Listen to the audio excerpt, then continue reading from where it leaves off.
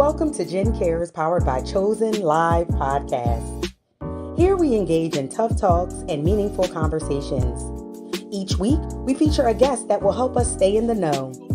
We're a podcast that brings the community to you every Monday at 8 p.m. on Facebook and YouTube. If you're watching on Facebook, be sure to like and follow our page. If you're watching on YouTube, be sure to subscribe so that you never miss a show. Now, here's your host, Jen Cares.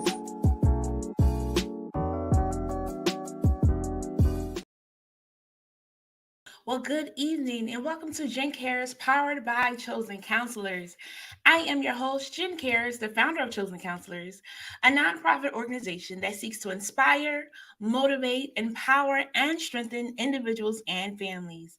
As always, I want to say thank you to each and every one of you for tuning in, for catching a replay. If you're watching on Facebook, be sure to like and follow us so you know when we're going live. If you're watching on YouTube, be sure to subscribe, okay? Friends, I thank you. It's a blessing to be able to come on every Monday and to just share something new with you guys and have a good conversation. Y'all get all of my business and things of that sort. That's okay too, all right? Because that's what we're going to do. I'm going to help somebody, and I'm putting myself on the line to make sure I can get to what we got to do, all right? So I hope you enjoyed last week's episode, friends. Giving care. And when I tell you that my girl was she was just transparent. She was honest. And I loved every bit of it. Why? Because we all find ourselves where the math ain't mathing. And we still got to trust and believe that it is going to work out okay. Even when it doesn't look like it's going to work out okay. It don't feel like it. It don't taste like it. It don't smell like it. It just feel like in your gut like something is off. And God is like, I got this, baby. I'm going to work it out. So, friends, I'm not going to tell y'all no more about it. Y'all go and catch it because it was really good. Go watch it on our YouTube and subscribe because I'm trying to build that up. Okay, I thank you in advance. So, this month has been Bonfire Conversations, and we are coming around the fire to talk about some good things. Have a good heart-to-heart, okay, friends? And tonight's theme is I'm not okay. And sometimes someone will ask us, how are you doing? And you'll say, I'm okay. And friends, we be lying sometimes. Okay, I be lying sometimes. I'm teasing. I don't like to lie. I'll say what's going on, or I'll, proclaim an affirmation and things of that sort, right? Because sometimes we're not okay. Sometimes we're pissed, we're irritated, we're agitated, lost, all in one, confused. And friends, I like to say what's going on because that helps the other person to know how to support me. If I'm not having a good day, they want to know what can I do. And sometimes if I'm not having a good day, it's just let me be for a moment, okay? So if I'm sad or if I'm pissed or if I'm irritated, agitated, okay, we got to be able to have those conversations with people. So tonight, it's okay if we're not okay. I just don't want us to stay that way. So tonight we have the amazing T-Hubs that's going to share with us about I am not okay. Help me welcome my friends. Woo! How are you doing? I'm doing good. How are you? Thank you for having me. I appreciate you so much. Thank you. Yes. I'm excited because tonight's about to be good. It's funny. Yeah. It'll be a Monday and I'm going to the office and they be like, I need a nap. And it's like, you can't take when you get home. I said, I go live today. And if I take a nap, I might not wake up on time. But it's like when I get home, I get this like excited energy. I'm like, yes, we're ready to go. Hope we're gonna help tonight, okay? So I'm feeling great. Yeah, me too. I'm gonna crash when it's over though. Listen, we just had a whole women's conference over the weekend, and my best friend said, "Girl, you need a rest. You got something else to do. What are you doing?" Yes. We here. We had our women's conference. So what was your theme for your women's conference? It was called The Unshakable and the Unbreakable, Built Got Tough. It was based off an anthology that I did with 29 other women, and we did a conference, and it was pretty dope. God showed off and up. Like girl. Ours was called When Purpose and Destiny Collides, the collision. Ooh, yeah. So it was good. It was very good. So I like that women's Mm. conferences are popping up around because Yes, we because need there that was like motivation. 3 of them going on Saturday in my area. Yes, I know. I saw cathedrals had one because I just found out you was in Maryland. I didn't realize that at first. Yeah, yeah. Yes, I'm a cathedral. Like when I was living in Maryland, I went there. So yes, Oh, small world. wow. It is nice. I love it. I love it. Look, we helping every woman. I'm every woman. We Mhm. encouraging every woman because it's Yeah, all in us, and we got to make sure that we getting out what it is that's in us to help somebody else, right. but That also part. get what we need because sometimes we give so much. Hmm. Because we That talking about I'm part. not Yeah, okay. you forget, We and you so busy saying I'm fine, I'm okay, uh-huh, I don't uh-huh. need nothing, and you have people asking you, what do you need from me? Mhm. Yeah, yeah. And sometimes we miss a blessing if I'm honest, because we'll say I'm all right. Mm-hmm. And had we just said Mm-hmm. what we needed, they could have connected us. With somebody, something. They had what we need. God doesn't send people to you for nothing. Like they Mhm. come to you for a specific reason. Mhm. If they come to you, they were unctioned to you by something. Yes, So if you know and you feel in your spirit that you need something, then you need to know who sent them. And if you yes, feel like they came in the right spirit, then you understand that they were sent by the Holy Spirit. So they had what you need. yes. And that's the key part, making sure that they were sent by the right people, Who because sent you? I need to know who sent you. yeah, yeah, yeah. Hey, Monique. Monique was our guest last week. She did so Oh, amazing. Hey, sis. Yes. hey, Thank you for tuning in again. All right, Monique. let's get into it. Over Let's here go. at Jink Cares, we always start with a quote of the day. Mm. And today's quote of the day is: the worst loneliness is to not be comfortable with yourself. Mark Twain. Ooh. Again, the worst loneliness is to not be comfortable with yourself. What are your thoughts on that quote? Mm. That's really deep. Cause Yeah, like to not mm, that is deep. yeah. And it really, really makes you think. Cause when I hear that, and like even when I read it today, I was like, why wouldn't I want to be comfortable with Mm, myself? Or what would be in me that I wouldn't want to be comfortable with myself? Because for me, when I was in my most depressed states, it was mm, because I wasn't comfortable with being with myself.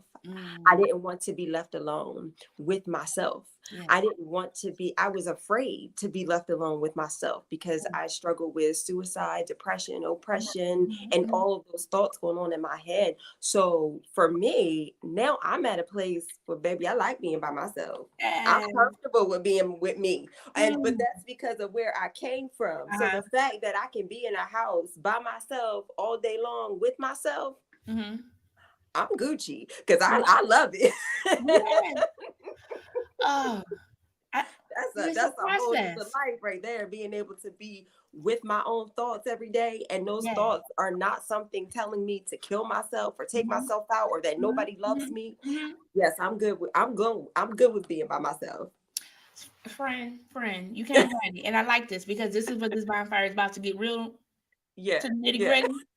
So friends, I have questions, but if you got questions, thoughts, you be sure to drop them below. Let's get right back to this though. Uh-huh. Um, because that suicidal ideation, Yeah. that Mm-hmm. depression, those Mm. feelings of being overwhelmed, that's Yeah. real. Mm-hmm. That's Mm-hmm. a process. Mm-hmm. And we've all been somewhere on the scale. Yeah. Somewhere on the scale. Mm-hmm. Mm-hmm. Somewhere. That's the thing. We've all been somewhere, whether like you said, it was just being overwhelmed by something or Mhm. anxiety. People don't Mhm. look at anxiety like, oh, it's that deep, Yeah. but it Mhm. is that deep because Mhm. it all starts from a root of something. Yeah. Like those depression, those suicidal thoughts, they start from a root of something, and most of the Yes. time it is anxiety, or you being overwhelmed by life, or you taking on too many things, or you trying to do too much by yourself, saying Yeah. I'm Yeah. okay, I don't need help, and now you're sitting in a whole tub by yourself like, oh my gosh, I can't take this anymore. Mm. Well, you're not okay. Not You a, had help. And that's one thing that I always say when I battled, when I went through that type of thing. It wasn't, I didn't go through that stuff because I didn't have people around me that loved me. I mhm. didn't go through that stuff because I didn't have my mom or my aunt or the people that raised me that said, what do you need? I'm Yeah. here to help you. You Yeah. can come home. I chose to be in different places. I chose a certain life because I was like, Mm. no, I'm good. I'm okay.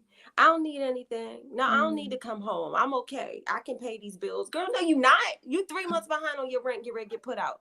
Stop it. Baby, Go home. Put that adulting pride is real. aside.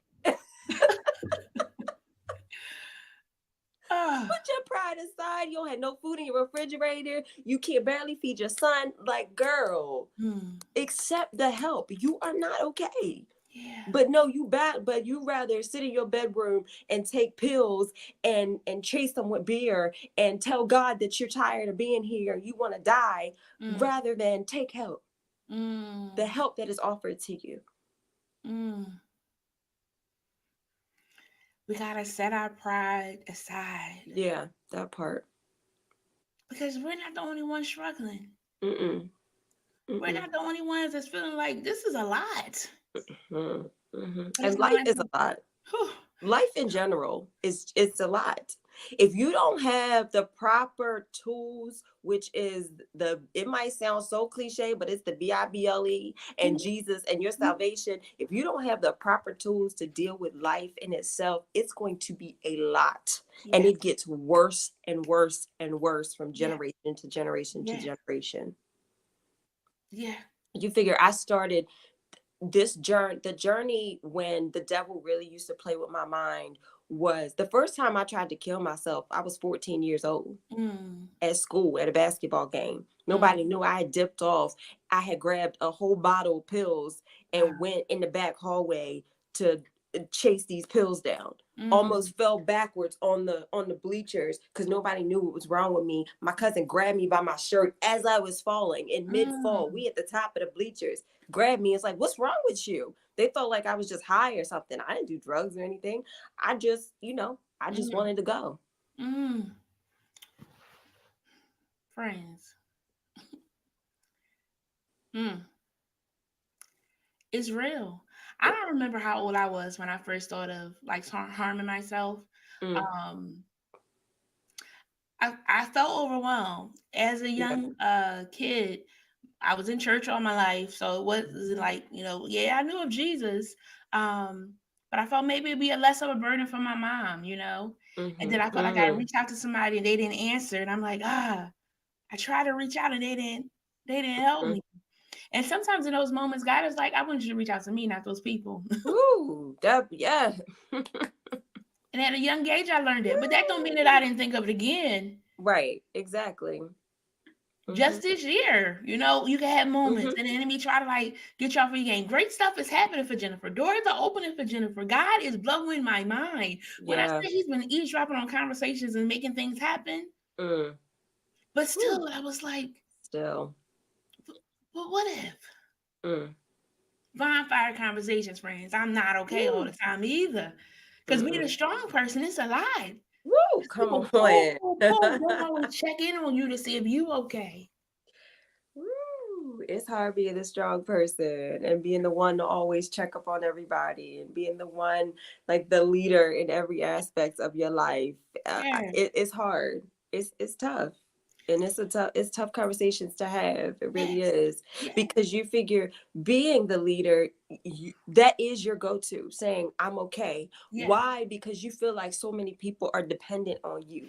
mm, So many people are dependent on you're yeah, okay. yes, And if you're not okay, you feel like the whole tower will fall down. You feel like, wow, if T ain't okay, then dang, how am I go through what I'm going through? So mm, you feel like there's sometimes that I gotta be okay. But mm-hmm, that goes back to your foundation, yeah, making sure that your foundation is yeah, safe. Because if you're going to say you're okay, then you gotta really know that you're okay. Like in my moments now, there are times when, like you said, now mhm, there are sometimes I'm not okay. yeah, Praise God, I don't have those thoughts anymore, but there yeah, are times when mm-hmm. baby I am not okay. Come on, But I will go into my bathroom, have me a good satisfying cry from a yes, healthy place. Do you hear me? yes, I mean, bawling, boo-hooing. Sometimes don't even know why I'm crying. I just know that I'm not okay. yeah, I yeah, have that cry, and then God will be like, okay, you done?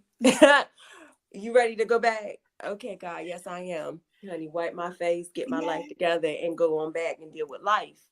And that's the dopeness of God, of how He allows us to have that human moment, but doesn't leave us Yes. there.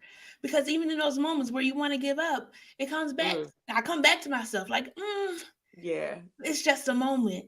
it's just a Because moment. we've been only doors for a night, but joy comes in the morning. Sometimes we think it's when the sun is coming up, but no, a morning can happen right now. Right Joy now. for a moment. We can't stay in that moment. That's it. That's it. That's my thing, baby. Have that cry. You know, have that emotion. Yes. Emotions are real, and you are going are. to feel them. The point is, you don't live there. You don't build apartments there. You don't get real estate there. You have that moment and you move on with life. You keep going. Because as long as God is driving, you're going to be okay. You're going to be okay. Now, if you feel like you can't get out that moment, because y'all know over here at Gen Cares, we normalize mental health.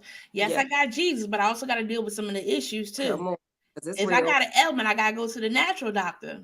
So I trust the king doctor. I still have to go to that natural doctor, right? Yeah. So sometimes we need to go to somebody to talk about these things because we hold so much in and we think, okay, but health elements can come from that too. Exactly. If we're not letting it out, we got to be able to let it out.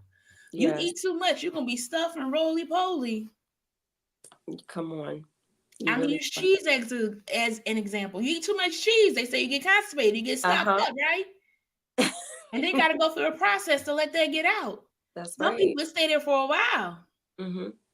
Some people comes out smooth. I know but this is what we got to talk about. It's real. We got to break it down, you know? It's real. But some people take a couple of days. Some people got to go to the hospital to be able to get it out. Got to do a saline drip or whatever. I'm making up stuff because I'm not a doctor. But girl, I be thinking of a doctor too. I legit think of a doctor as my son. He's like, Mom. If I go welcome me, I might kill you because I don't know. But did it work? Though? Did it work? Did it work? You know, in our community, you know, little ginger ale and crackers. But that's not gonna do that for that stop up. So we got to be able to let that stuff out. Yeah. We don't want to hold on to those things that are causing us damage, friends, or keep ingesting those things that are causing damage. Right. Keep adjusting by way of our ear gate, our eye gate, our mouth gate. You know, we want to be careful and mindful of that because the speaker on Sunday was talking about how music. She was like, she had to be careful of the music because music just be playing, and before you know it, you wondering why your mood is off. We have to be careful of our surroundings, and if we friends, if you're already having a bad day. And a Mary J song come on, I'm going down. That's where you're going. That's exactly where you're going. I'm on that boat right with her, and she done got over it. They made millions off that song, and I'm still just messed up like my whole world. We got to be able to address those things. I remember Fantasia was on YouTube or somewhere, and she had, oh my gosh, Lord, please bring this back to my remembrance. She had someone, a fan or something, said something to her and about a song of hers. Oh, what was one of her popular songs? She has a couple. I know. It was something about it was definitely a relationship song. Most of her songs were. But I wish I could remember it. It was a Fantasia song. But anyway, she said something to her about this relationship that she was in and not being able to move forward in a relationship. And then she told her that this song was her favorite song. And Fantasia said, well, why do you keep listening to that song? And it was her song. And she said, well, that's my favorite song. She said, well, that's why you can't get past this point in your life because you keep listening to this song. Baby, and it was her song. Yes. So if the songwriter tells you that's where I was in that moment in life, come on. But you don't stay in that moment. Yes, it was a fire song. Yes, it gave me life in the moment that I was in it because it allowed me to release the emotions that I was in. Yes. But if I, the songwriter, don't even sing that song anymore, won't even listen to that song anymore, why are you still listening to that song and wondering why you can't move past this moment in your life? That was that. I said, yo, that if the songwriter can tell you that, that's real life. That's real life. Music really does play a huge part. It plays a huge part in your life. And it takes you to a moment. You got to find whatever that upbeat song is that's gonna lift up your spirits and put that on. Because if not, you could be in some sorrow. A whole pity party. Yep. Listening to that whole album where they just like, whew. And not knowing where they were, like she said, in that space in their life. That's where they were in that moment. Yeah. But that's just because that's where you are. You need something to bring your spirits up. Like Yeah. they did that as a moment of release. Yes. And that's the part to it. And that I'm not okay. You have to be able to know emotional intelligence of knowing where you are on that scale. Are you at the green? Are you at that red? You at that yellow? You at that orange? Where are you at? So we know how to respond and help and support you, really let you be so you get your stuff together, but also support. Because if you're at that red, we don't want you to stay there too long. Right. If we get pissed, irritated, agitated real bad, we cussing somebody out, stabbing somebody, hurting somebody, killing somebody, all those different things, and we don't want those things happen. You know, it was funny. I was talking about, I think it was my brother, actually. He was talking, ready to fight somebody. I said, come on, I can't be bailing you out of jail. Actually, no, I said, where's the money at? So I can bail you out of jail. Because I'm not using mine. I mean, I got them. But the things that I saw, we have to be able to pull ourselves back, because sometimes if we go too far, we'll get some unexpected consequences. Right. Or there was expected consequences, but we thought they was going to let us go. But we know that. Exactly.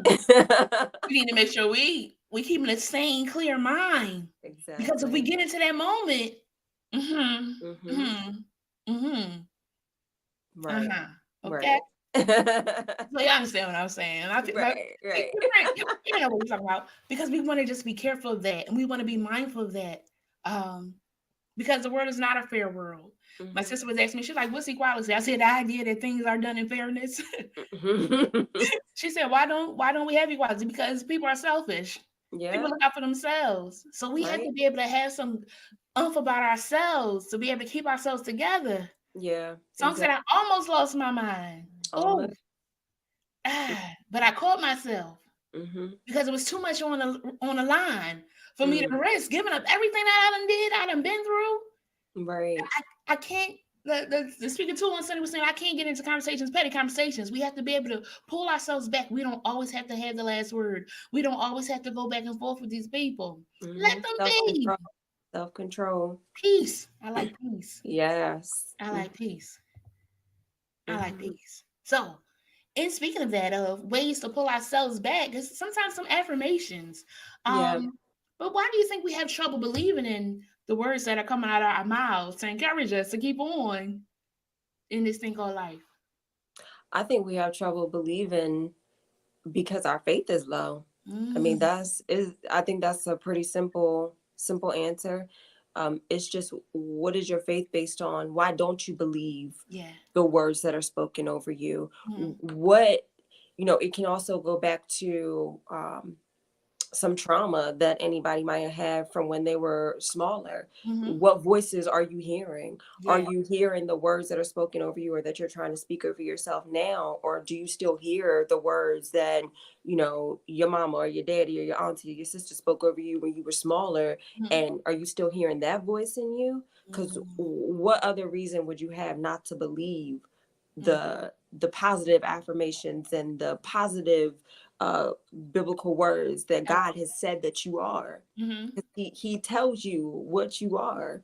So why wouldn't you believe that? So I just think it's just a lack of faith, a lack of faith, and a lack of trust in who they are in God. Because when you know who you serve and when you know who you are in God, then it's easy to have that Jesus confidence that you can have, because you don't have the confidence in yourself. You have confidence in yourself, but the confidence comes from the God that you serve and the fact that you know who he is. So do you know who God is? Do you know who Jesus is? Because if you know who Jesus is, then you can believe what he says about you. Friends, we gotta have faith in knowing that we are the head and not the tail. We are above belief. We are the lender and not the borrower. And I really think that a lot of things play on social media. Goes back to things that we're listening to, things that we're watching, all of our gates, like guarding our gates, because comparison plays a huge part of why you are not believing what is being said or what is being spoken over you. You can't believe that you're beautiful if you don't feel like you look like this girl on TV. Well, you ain't supposed to look like her. You look like how God made you. Do you believe that how God made you is beautiful? So if you're continuing to compare yourself to other people and to what other people look like and what, then hey, some people just can't they can't fathom that they are actually beautiful the way that God made them. And they don't even understand that a lot of that stuff on TV, that ain't even real. So you Mm-hmm. comparing yourself, that's like God comparing himself to the devil. And not saying those people on TV are devilish. Yeah. I'm using that in the sense of saying that a lot of them are artificial. They got Mm-hmm. artificial booties, they got artificial boobs, they got artificial lips. Come Everything, on, come none of it's on. real. So Yes. you're comparing yourself to something that is an illusion. But you have real body parts, you have real Yes. things. So like that's like God comparing himself to the devil. The devil is creating an illusion of what things should be. Mm. So God would never compare himself to the devil. Mm. Yeah, so comparison is a huge part. Jonathan McReynolds wrote a song of Comparison Kills. Mm. And it really does. Like, if anytime you want to keep comparing yourself to somebody else, like you said, a lot of times it's fake. And it's also, we talk about songs being a moment. Pictures are sometimes a moment. Uh, So you're smiling in that picture, but as soon as that picture over, mm. what happened? You was just smiling happy. Go look, you look beautiful. What you doing, sis? What you doing, bro? Because we're portraying Yeah. one thing and not being truthful. Yes, Lisa said also being honest with ourselves allows us to open up to God about where we are and begin to heal. I'm believing. God, I'm angry. I'm hurt. Absolutely. Mm-hmm. And he's concerned about us. But for some Yeah. reason, we think we can't tell him. He already know that we angry. He already He know already we hurt. know. He already know that what seeds we have in us. He Yes. knows there's an angry seed. He knows there's a hurt seed. He knows there's a comparison seed. He knows there's an insecure seed. He knows every seed that we have allowed to be in us. He's just saying, "Oh, I'm here for you. All you have to do is tell me. Tell me. All you have to do is tell me." And the pieces of that too that you said, the seed, and that then triggered when traits run in our families. Yeah. Mm-hmm. We want to uproot those seeds. Mm-hmm. That Mm-hmm. anger. Yeah. We want to uproot those things. Mm-hmm. Because it doesn't mean it's any good. And if we continue to let it keep on growing, or even if we think that we're ignoring it, that thing gonna pop out. I was like, oh, I never knew you had that side. Now we all got a side where we can go if somebody take us there. Come on. Can. I take you there. You want me to go? I'll take you there. We all have that side, but we also still want to be able to just have a handle on it. Oh, it's like alcoholism. If it runs in your family, you're like, I don't really drink because I know that can get a hold. We have to be aware of these things that's trying to like bind us and keep us in this moment. Because if we get into those things, we could then mess up, and we don't want that to happen, friends. Absolutely. I hope we don't want that to happen. I don't want that to happen. I don't want that to happen. I want everybody to be okay. Okay. I want everybody to be okay, but it gets hard because life be lifing. It is what it is. It's not what we thought it would be as kids. No, this ain't unicorns and rainbows. Okay. It's not. I was with my nephew. He's 23. He's moved out of state and he's doing good. I'm so proud of him. And he was like, I just got my bills. I got to pay back school. I got to pay my car note. I got to pay my insurance. I got to pay my cell phone. I got to pay rent. I said, welcome to adulthood. Welcome. Well, you like it over here. Why did you give up? He's like, I'm picking up a second job so I can be a save and have. I'm proud of you. You're doing good because you're 23. Yeah. It's some 43s that's still ain't got that. They still don't have that together. Doing good, baby. Welcome to adulthood. We learn the different pieces. He was like, I didn't want to do that because it wasn't really responsible for me to do that. I said, baby, I'm proud of you. What can I get for you? Let me help you today. That's what I'll help you. Yeah. Because it's hard, Yeah. But we have to be able to speak up. We have to be able to connect with the resources that we need to help us to be the best versions of what we're trying to do. Right. But then again, we gotta open up my mouth and let the words come out of saying what it is that you need. Because if I can help you, I may be able to connect you with somebody that can. Right. But if you keep it to yourself, what's the worst that can happen? You say yes, no, or not yet. Right. That's all. And a no, somebody told me a no means next opportunity. That means that no, you say no doesn't mean everybody gonna tell me no. I like that. Those no's is a real no. Don't do that. Don't touch the fire. You're gonna get burnt. I got it. You have to find out what's the balance of the scales of what'll work and what not work for you.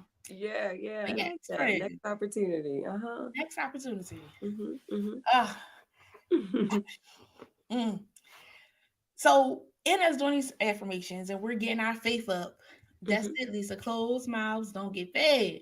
Mm. If you don't say nothing, it True. ain't gonna happen. This is true. And though you can hustle to make it happen, it's so much easier when you can ask somebody else to help you that got the Mhm. resources and connects. Right. It's okay to ask for help. It's okay to ask for help. Okay. So in that of okay to ask for help, we talk about these affirmations, but what happens when I don't want to hear them? I Mm. don't want to hear closed mouths don't get fed, Lisa, because I'm gonna ride Peter to PayPal to make sure I got some oodles and noodles or something to eat. That's what we'll do, right? I'm doing what I got to do to make it happen, but after a while, it gets tiresome. One, I can't keep Yeah. robbing people. And Mm-mm-mm-mm. robbing people, let's break this down too. Because I could rob you of like taking, I'm not a thief, I'm giving examples, friend. Right. Okay. Could rob you to taking money or to take it from your house and things of that sort. But also I could rob you of your kindness. Yeah. You help me out, and then I feel like, oh, she gonna help me out because that's what she All do. the She time. loves Jesus. She a Jesus girl. She gonna do what I. Mm-hmm. We rob people of their patience. We know Yes. well we irking their nerves. Uh-huh. And then and you're like, wait a minute. You took me there. So now we got to come on this road trip. Come on, get in. Put your seatbelt on. Because we're going to talk about this, right? So all those pieces, what happens when I don't want to hear it? That's good. That's good. But even robbing people to pay Paul, robbing Peter to pay Paul, like I learned that that's living in survival mode. And you Mm-hmm. don't have to always live in survival mode. Like you Mm-hmm. shouldn't. I don't know if that's like a, a, a struggle thing that we have brought with us from somewhere in life. Mm-hmm. But however, you don't always have to live in survival mode. You Yes. can be okay and ask for help and then not have to live in survival mode, and now your mental is back Mm-hmm. to where it's supposed to be. Yes. I know coming from a place of um of that person when you don't want to hear it is and not just not wanting to hear that part, but not wanting to hear people trying to tell you what's best for you. Oh, come on. Because you Cause don't know my life. You don't know my yeah, story. because you don't know what's going on. You don't know what's happening Yes. over here. But even a deeper aspect for myself, because Mm-hmm. if people don't know my story, I came from the homosexual lifestyle. I was a lesbian, and praise God for deliverance. And I know people used to tell me all the time, tried to tell me things about my lifestyle, and I was like, you don't know me. This is how God made me. This is my life. I did not want to hear what they had to say. I did not want to hear what was going on. I didn't want to hear it. I don't want to hear it because Mm-hmm. I know what I know, and that's all that I know. And I'm okay. Uh-huh. I'm good over here. I'm okay with this life. So even when somebody is trying to tell you what's best for your life and trying to encourage you and coming from a loving place, not trying to bash you, not trying to take anything away from you, but just coming from a loving place. Yeah.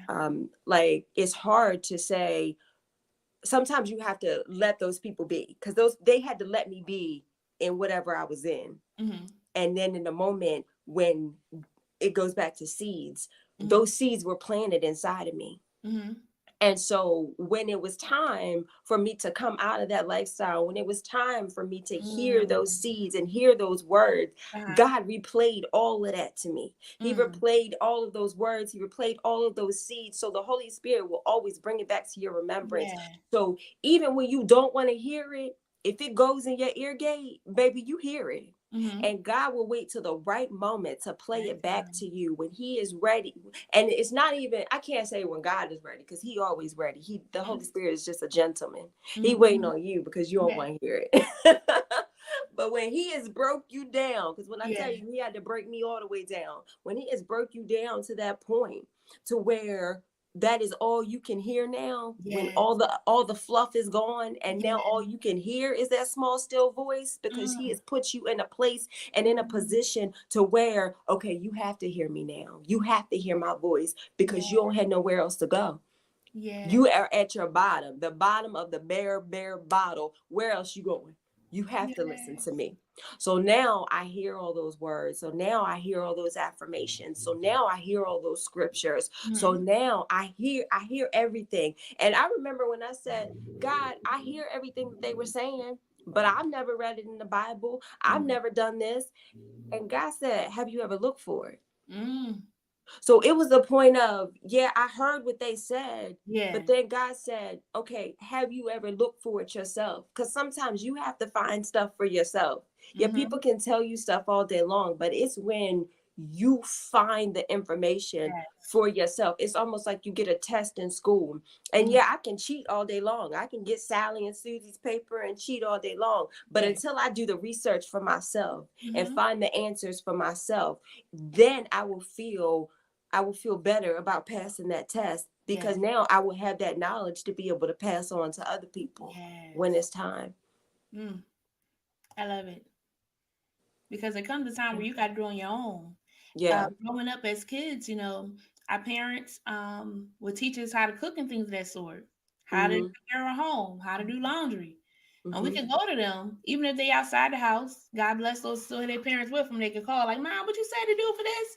Yeah. There comes a time where maybe they don't answer, or you don't have them anymore. You're like, okay, what you say, do this, this, this. And it's nothing like when you got it for yourself. Because if you get that baked chicken down the paw, you ain't got to mess nothing. You just know how it is, how it's supposed to go. Oh, yeah, it's done. This is right, and things that sort. You just know. You can just smell it. Be like, yeah, that's it.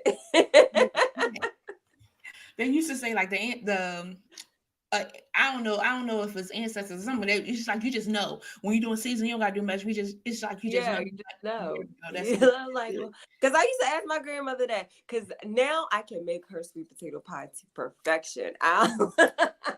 But I used to ask her. I would be in the kitchen with her, ask her like, Mom, how do you know how much vanilla to put in it? How do you know how much of this to put in it? She used to call me Poogie. She said, I don't know, Poogie. I just know. As she mixed it, I'm like, okay. So I'm just watching her. All right. Got it noted. So you make a good sweet potato pie. The holidays are coming. Let me let you know when I'm in the area. Yes, ma'am. My best friend is always like, girl, I'm coming over for Thanksgiving. I need those sweet potatoes. Because actually, Brown from here in Philadelphia makes a good sweet potato pie. You got to go to the Brown shop right there. The Brown shop right, get the Brown sweet potato pie. They had an auntie in the kitchen. Yeah, I'm keep that in mind, because I love me a good sweet potato pie, and I don't like to always bake on myself. I'm lazy. I have learned there is a moment of surrender. When the student is ready, the teacher will appear. Absolutely. Yeah, that part. Because their pride, it goes back to their pride. If we're not trying to hear nobody, if we're not open to them trying to help us. You know, and the Bible says that, hey, shake the dust from your feet. You planted the seed, now go on to the next. Because it's a process. Yeah. So we got the informations. We didn't want to hear them. Now we're trying to accept them. Yeah. But it's taking a long time to manifest or to come around. What's keeping us motivated in those moments when it's like, all right, I didn't want to hear it. Now I'm saying, all right, I am this, I am that, I believe it. Yay, yay. But why it's taking a long time for me to see the light at the end of the tunnel? What's helping me to stay motivated until I do see that light? Ooh. So I can tell you what helps to keep me motivated in my waiting process. Staying busy, staying consistent in my busyness, and not just doing busy work, but actually doing stuff that keeps me busy, that is meaningful. Meaning things in my ministry, keeping me, I kept myself busy with my son. Mm-hmm. Keeping myself in the word Yeah. so that I'm constantly reminded of Mm-hmm. what the Lord said Yeah. when he says to wait upon him. Yeah. Like just keeping myself constantly reminded and of who God is Yeah. and then who I am, and prayer, fasting. Because one thing that I know is when you are sacrificing your flesh, baby, don't nothing else matter. When you sitting there hungry, I don't care about that. I don't care about nothing going on. I'm hungry. So fasting for sure. Fasting and praying. Fasting and praying. And also surrounding yourself around good people, Mm-hmm. good holy people, Yeah. surrounding yourself around people who can motivate you and not Yes. people that who I want to use wisdom with these words, because it's not that you can't be around people that are going through stuff or people Mm-hmm. that are sad, because they need to be around people as well. But Yeah. when you are not okay, Mm-hmm. then it's not okay for you to be around those type of people. You Mm-hmm. have to be around people that uplift you. Yeah. It's okay to have friends. It's Mm-hmm. okay to be around family that will uplift you, family that will motivate you, family that will speak life into you, family that will Yes. keep you sane, family and friends that will keep you going, and just say, hey, let's go out to eat, Mm-hmm. let's go do this, let's go do that. And Mm-hmm. you're not think it keeps your mind off of anything else that was going on. Yeah. Because I like to say, hey, what are you focused on? If you continue to focus on the problem and Yeah. what's going on, and right now I know I don't have a solution, Mm-hmm. then if I continue to focus and think on that, then that's where my brain is going to be, and it's going to cause me to be overwhelmed. It's going to cause me to have anxiety. But if I put my focus on something else, Yeah. then hey, I'm not thinking about that right now. Mm-hmm. And it's not that it's going away. It's just the fact of the matter that I don't have to think about that, because I don't have the solution. I know that when God is ready, he will give it to me. Yeah. However, right now, so that I don't create anxieties in myself, I am going to do something else that motivates me, whether it's reading, whether it's praying, whether it's fasting, whether it's going out with a friend, whether Mm-hmm. it's doing something fun or going to Yeah. church or whatever it is that I do that can keep my mind off of Yeah. what was happening over there. Mm-hmm. And it's so important. Yeah. And when we feel like we're getting into a rut, when we feel like it's a cycle that we can't quite get ourselves out, we have to Mhm. be able to call somebody before we Yeah. drown. hmm So, and knowing who to call, we know the friends we could call that could keep us encouraged. We know the hmm friends that we could call that let us stay right there in that pity party. Right, right. We have to be able to have the strength to Yeah. call a person that's going to help you get out of it. hmm You know, we all have a friend or know somebody that if you call, they got more complaints. Oh my gosh. Yeah. They said that Carter got liver pills, and I don't know how many liver pills he got. um, but if you're having a moment, that's not somebody you want to be around. And it's Right. okay to hmm remove yourself from that situation hmm because you got to do what helps you to get out of that. Exactly. It gets funky, hmm but don't stay there, friends. There you go. Find somebody. And if you don't have somebody, ask God to send you somebody. And if you hmm feel like you're using that person over and over again, ask God to send you somebody else so you can be like, tag, you're it, tag, Yeah. you're it. Yeah. But you make sure when they tag you, you it too to be able to help and pull them out as well, okay? That's true. Because it's That's true. so important. hmm So we talked about being a strong person. hmm What has been beneficial for you in being a strong person and staying motivated, encourage your own self when it feels like you done helped everybody in a circle hmm and you gotta encourage your own self now. hmm hmm Um. So again, I like to go off, but I like to be by myself. I Okay. really Oh do. yeah, I. because you're I. at this point now, and that's a blessing too. Yeah. How did you get there? And the same question. Yes. Yes. So, um, I'm a real life living introvert. I Hmm. like I can take I can take being around people for a certain amount of time, Come on. but then it's like I need to go off and hide because I Yeah. need to regroup. I need to refill myself. Yeah. I need to Yeah. I need to go back and get my cup refilled again. Mm-hmm. So I mean, how I got there was just, it was kind of like a Okay. force of getting there. I forced myself to be there and to be in that space. And how I did that was, once I got out of my depressing state, and Mhm, mhm, once God finally saved me and healed me and delivered me from all those suicidal thoughts and things like that, I remember calling my mom. And I called my mom, and I finally laid my pride to the side, and I said, Mom, can you come get me? mm, And she said, Of course I will. Where are you? And the night before was, I can't say that was my final attempted mhm. suicide, because I didn't try. Okay. But I remember that night I said, God, because at that time I had tried like 4 or 5 times and it didn't Mm, work. And I was like, God, I'm tired. I'm done. I've tried to kill myself. You won't even let me take myself out of here. I mm, don't even know what to do from here. All I know is I'm tired. I'm done. I'm tired of living. I just want to go with you. I mm, specifically remember me saying those words to God. I just want to be with you. mm, And I remember laying on my back in position as if I was in a casket. mm, And I went to sleep. And when I woke up, it was literally like, I was living in this one bedroom. It was like an efficiency apartment where like mhm, there were several rooms in this big house, if anybody knows what an efficiency apartment is. And there was one window. And when I woke up, the sunlight that was coming through that window woke me up. And I mhm. remember my eyes just popped open. Yeah. And I was like, ooh, that sun is bright.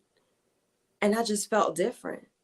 it, Mm, it was almost like, I don't know what type of surgery God did in my sleep that night, mm, but he did something in me, and I just saw life from a different light.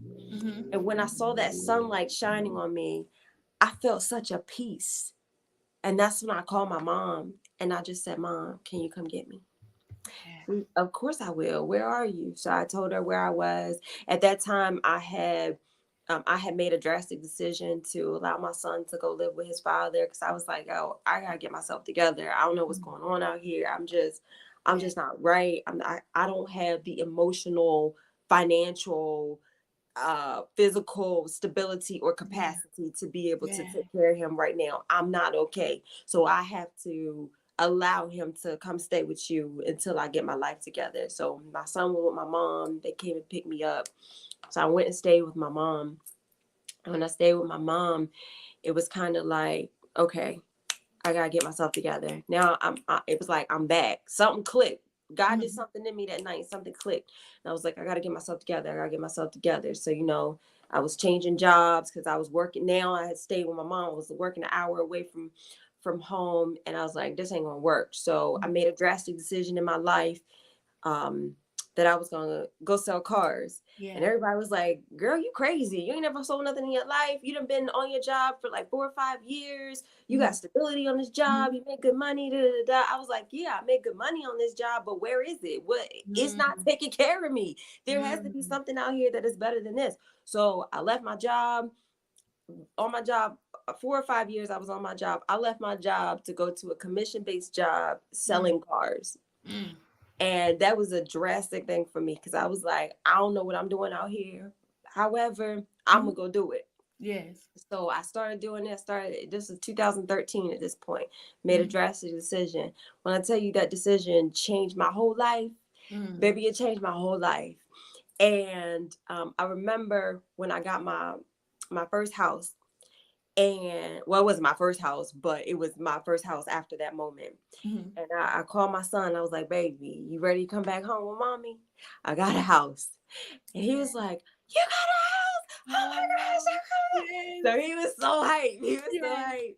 And so at that moment, I made a decision, and I said, I spent so much time giving myself, so much of myself to everybody else, Mm, and they didn't appreciate me. And now I don't have any more love to give. I don't have anything to give to anybody else.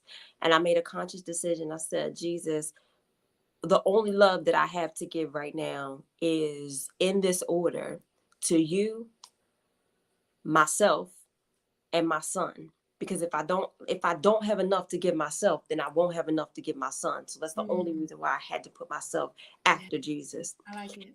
And so in that moment, I said, that's all I have.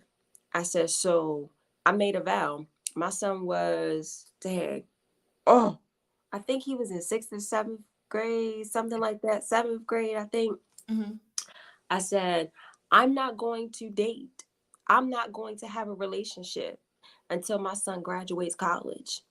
I made that vow. God didn't tell me to do it. He didn't ask me to do it. I made that conscious vow that for until my son graduated college, it was going to be me and him.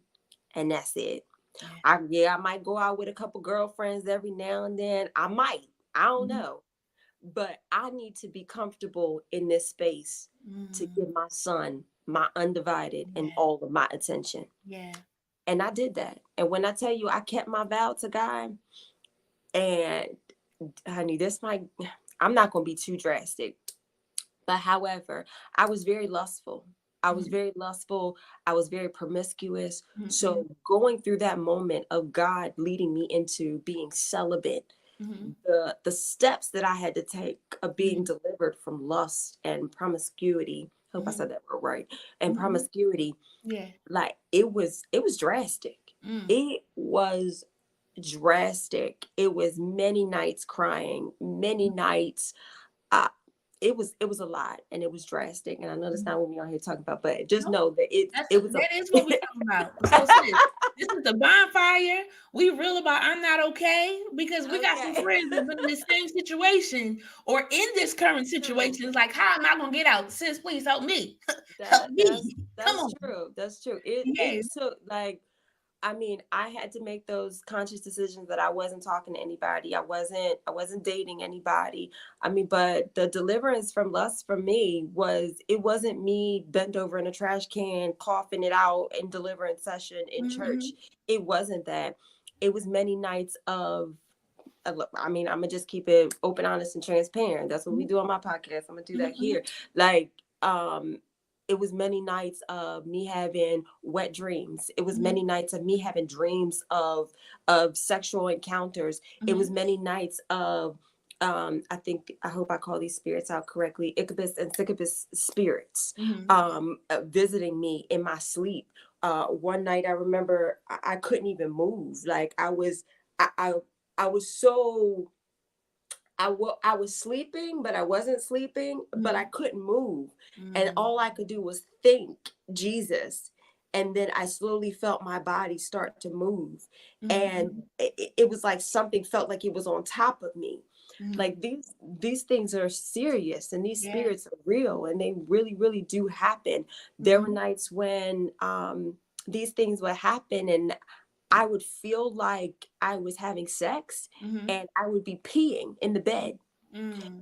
When I tell you the deliverance from lust and promiscuity was drastic for me. But once I overcame, and once I got over it, and once I didn't have these thoughts anymore, baby, that was 2013, and I'm still in my celibacy. Praise God. I have not, like, though I think it took me maybe almost a year to go through that process, to the point where I didn't have those thoughts, I didn't have those dreams anymore, to where I could actually override the want, and override the feeling of wanting it or needing it or anything like that. And so that deliverance was real for me. And April of this year, my son has graduated from college. Amen. And when I tell you I kept my word to God, But more importantly, when I tell you God kept his word to me, come on. He kept his word to me. Yeah. Because I kept telling my son, and we would be saying jokingly, baby, you know you about to graduate college. It's almost mommy's time, okay? God about to send my husband. You need to know he is. He about to send him. It's almost time. So we would laugh and joke about it. You know, he's all spoiled rotten because he's only had mommy for the last 10 years. I've been completely devoted to him at every basketball game, every football game. It's just been me. I mean, his dad has been there. I'm just talking about from my standpoint, my view. But I kid you not, like last year around September, God brought a man in my life, and I was like, "Whoa, God, wait a minute, hold on. I know my son about to graduate, but am I ready? Am I really ready?" So, you know, we took it very, very slow. And I was like, I don't know. And we took it very slow. And after he graduated, it was like things just kept moving and moving and moving. And when he graduated, I was like, okay, God, I see you. This is you. This is you. So now I am in a committed, devoted relationship with my man. Okay. I've been able to say that in like 10 years. Yes, I love it. Congratulations, sis. Yes. So that's kind of how I got to a place of where I could be by myself. It was really a choice. I made a choice. I made a commitment, and I made a vow to God. And the Bible says it's better not to make a vow than to break one. And I was committed to keeping that vow to God because I knew that that's where my breakthrough was going to come. And I knew that my son needed me. He needed me more than this world needed me. And the world didn't do anything but beat me up and break me down. And so when I made a choice and a vow to be there for my son, he became my first ministry. And when I put him as my first ministry, everything else in life fell into place. Friends. Yeah. And you might be like, you know, it wasn't that, you know, that wasn't my situation, what I had to get freed from or get up and loose from. But it's a serious thing. If you get connected to something, and you find joy in it, you find pleasure in it, you find life in it, and God is like, no. One, you want to combat God a little bit, like, but what, hon, what? Yeah. No. Right. But when we really give it to him and say, God, all right, you said no, I'm going to trust you. How she's able to go to years, and then God sends along the blessing. And she know what, I shout out that it is God because it just falls in line. Whew. Yes, congratulations, sis. And that's something to be celebrated, friends. Because we all got something that we're trying to get loose of, and it's hard. You know, there's some people, they talk about, you know, trying to quit smoking and things of that sort, or trying to quit drinking, trying to quit being late all the time. Whatever your issue is, thing is, it's a process, friends.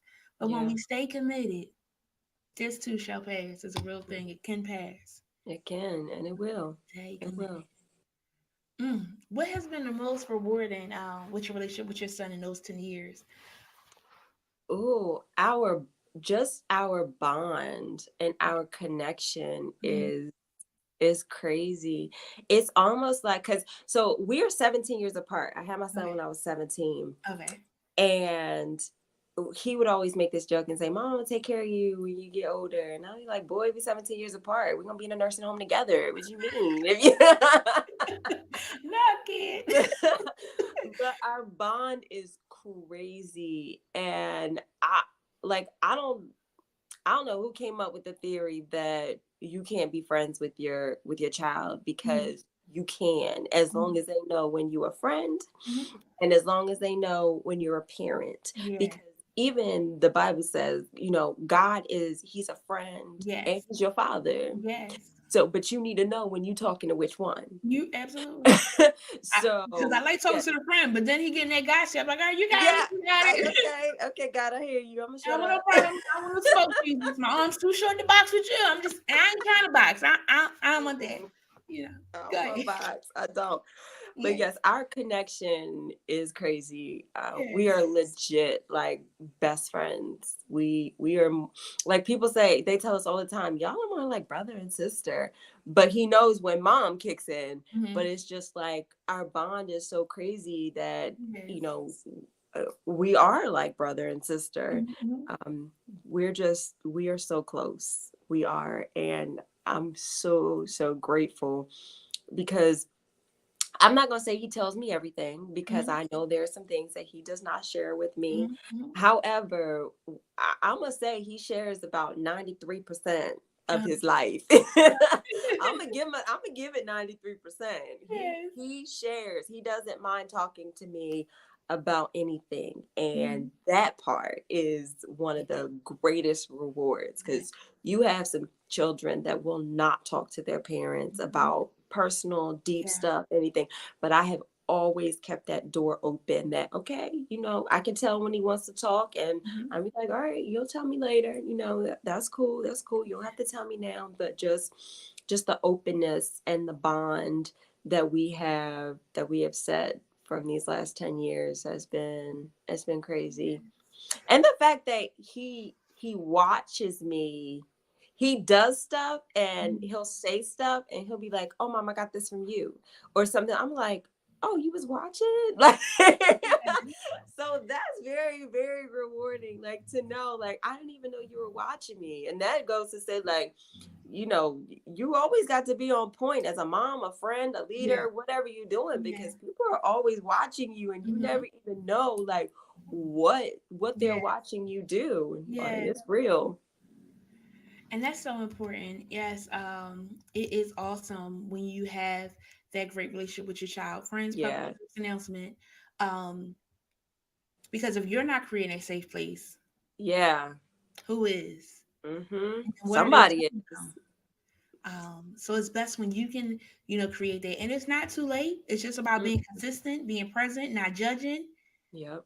Yeah. Because I That. think sometimes we forget that we were young too and we did some Yeah. things, Mm-hmm. said Mm-hmm. some things, tried some things. Um, Yeah. but it's so, so, so important and imperative to be there for your kid because you are their first teacher.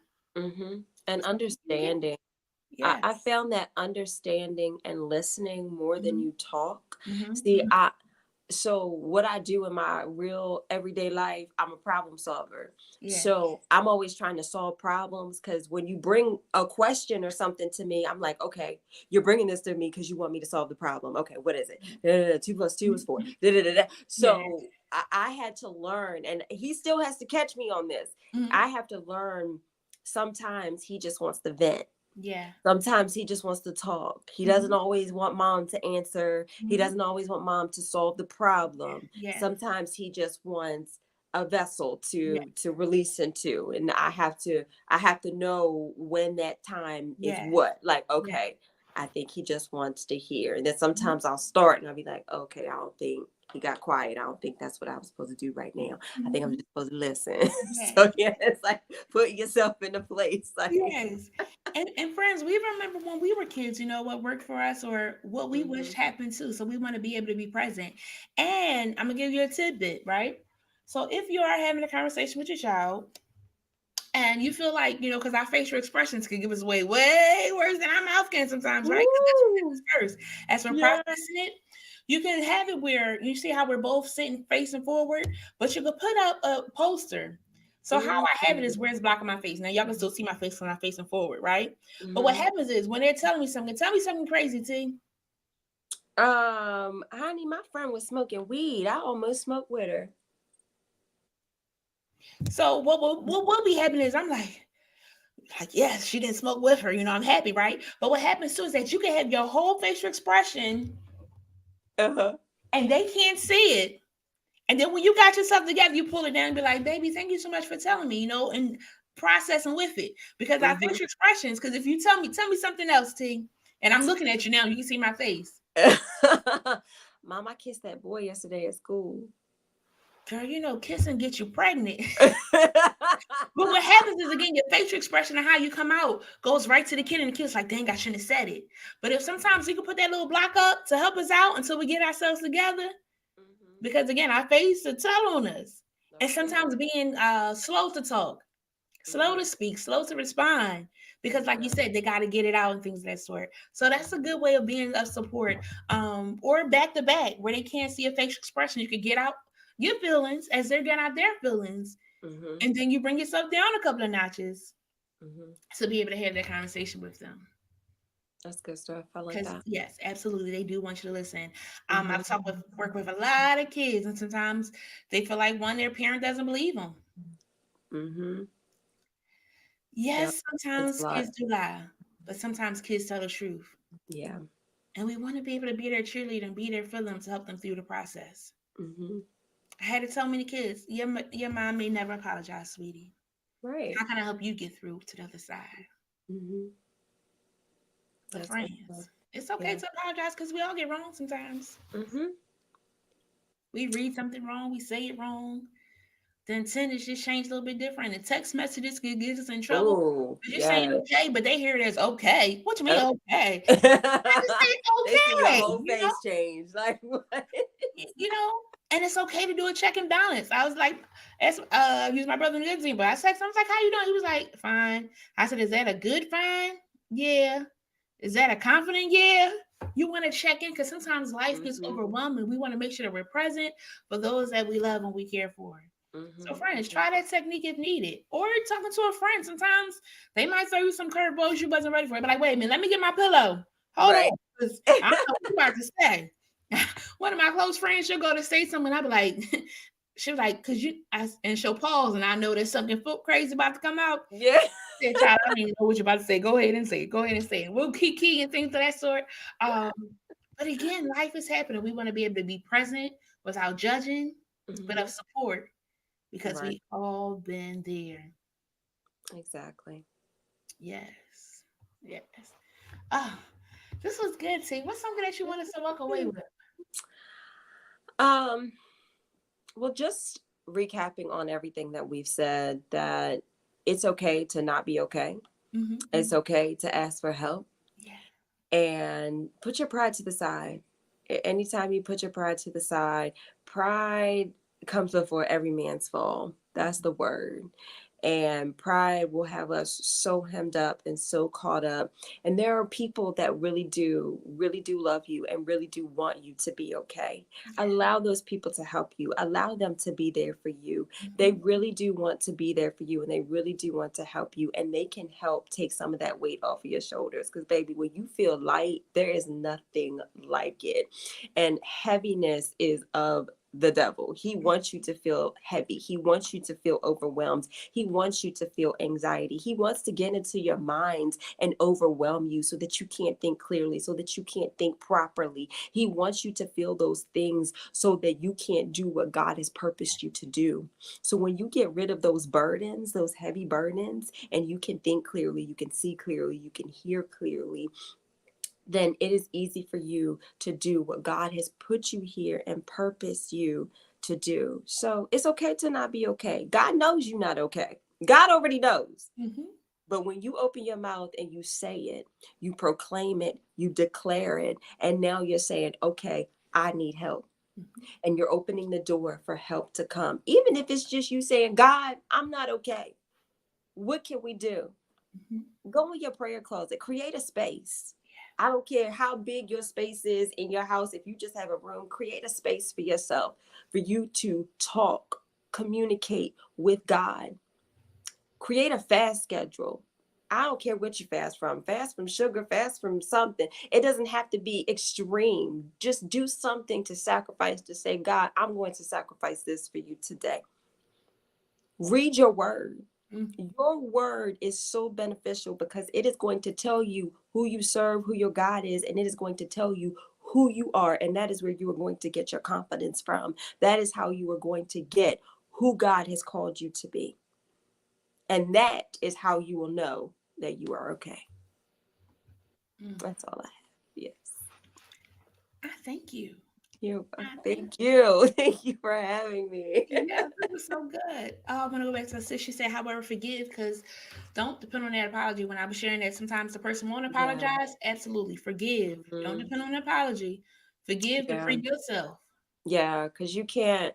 One thing that I've learned over the years is that you can never control somebody else's actions, but you can only control how either you react or how you take to their actions. Yes.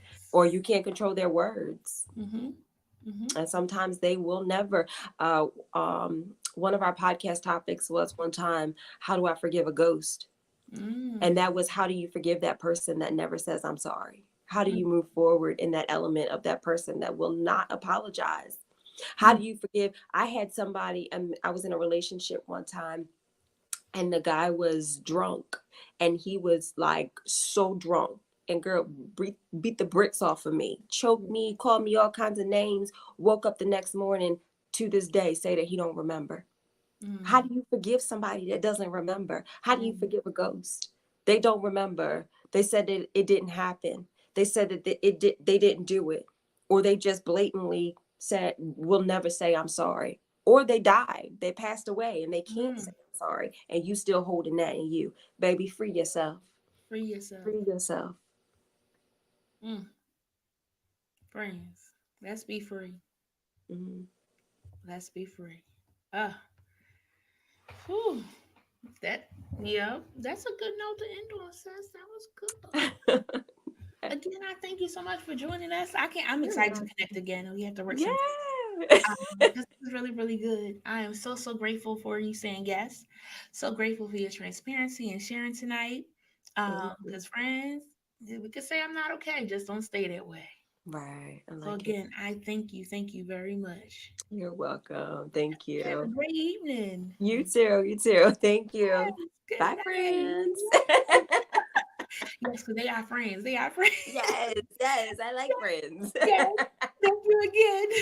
You're welcome. Bye, guys. Oh, guys, that was amazing. We had T-Hub. She did that thing, didn't she, friends? I know that you enjoyed it. I mean, I for sure enjoyed. I do thank each and every one of you for tuning in.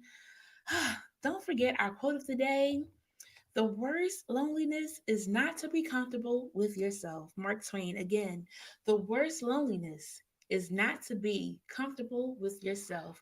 Friends, I want us to be comfortable with ourselves. So that means we have to, figure the things out. If that pants is too tight against the waist, you got to get a bigger size. That shoe too small, it's not comfortable. We want to be able to be comfortable.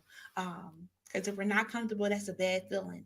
Because then we're doubting ourselves when we're around somebody else. Again, I do hope that you, enjoyed tonight. Be sure to join us next week for Take Care of You. It's going to be really, really good. I am excited for this guest. It's going to be good. I don't want to murder her name. I ain't going to do it. But be sure to join us next week at 8 p.m. for Take Care of You. Again, I love y'all. If ever you want to be a guest or know somebody that would want to be a guest, we're always interested in meeting new people. So you can email us at info@chozencounselors.com. Friends, we are doing our snack attack this year. I will be dropping it tomorrow. That is the plan. And what happens is we kind of leave it open for a week, and kids run and they get on in there, where we send them a goodie package for and wish them well as they're away at college and things of that sort. So be on the lookout for that tomorrow. I do love and appreciate each and every one of you. I thank you for tuning in, for liking, for sharing, for coming back and commenting. I appreciate you all. So I hope that you have an amazing evening and a wonderful week. I love you. And again, it's okay to not be okay, but don't stay that way. Good night.